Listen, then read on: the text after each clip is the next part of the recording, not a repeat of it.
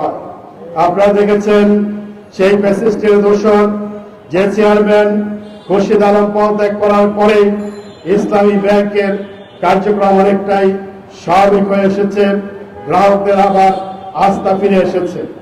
ইসলামী ব্যাংকের যে চেয়ারম্যান হিসাবে ফ্যাসিস্টের দোষর খুরশিদ আলমকে অপসারণ করার পরে বাংলাদেশ ব্যাংকের পক্ষ থেকে একজন কর্মকর্তাকে চেয়ারম্যান সহ পরিচালনা পরিষদের সকল দায়িত্ব দিয়েই তাকে নিয়োগ দেওয়া হয়।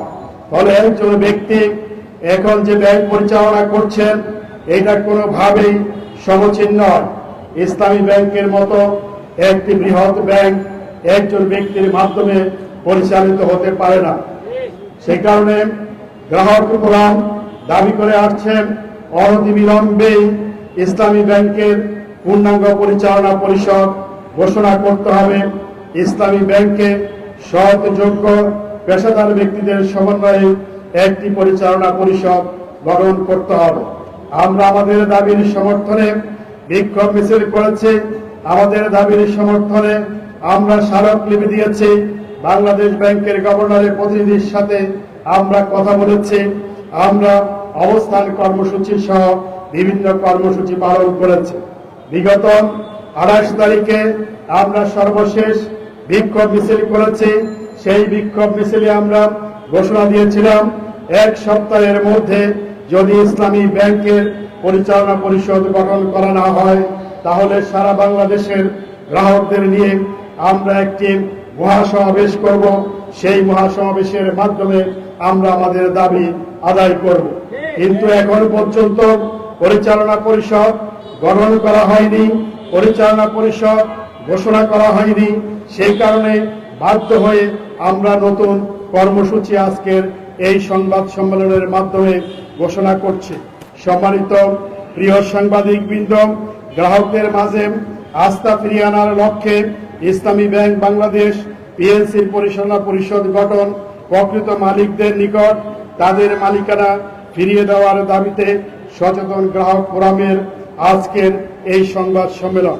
সম্মানিত সাংবাদিক ভাইরা, আমরা ইসলামী ব্যাংক বাংলাদেশ পিএলসির গ্রাহক, আমানতকারী, প্রবাসী বাংলাদেশি, উদ্যোক্তা, ব্যবসায়ী, বিনিয়োগকারী এবং সুবর্ণদেহী নাগরিক বৃন্দ জানাচ্ছি যে ইসলামী ব্যাংক বাংলাদেশ পিএলসি শুধুমাত্র একটি ব্যাংক নয়।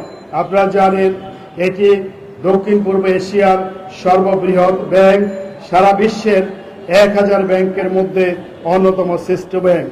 এটি কোটি কোটি গ্রাহকের আস্থা, দেশের প্রথম শরিয়া ভিত্তিক ব্যাংকিং প্রতিষ্ঠান, জাতীয় অর্থনীতির একটি গুরুত্বপূর্ণ অংশ। দেশের রিমিটেন্স প্রবাহ, ক্ষুদ্র ও মাঝারি উদ্যোক্তাদের অর্থায়ন, সাধারণ মানুষের সঞ্চয়ের একটি বড় অংশ এই ব্যাংকের সাথে সংশ্লিষ্ট।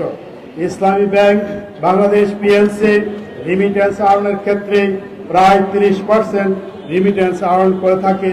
এটা আমাদের সকলেরই জানা আছে। ইসলামী ব্যাংক ক্ষুদ্র এবং মাঝারি পর্যায়ের 80,000 ব্যবসায়ী যারা আছেন তাদের অর্থায়ন করেছে।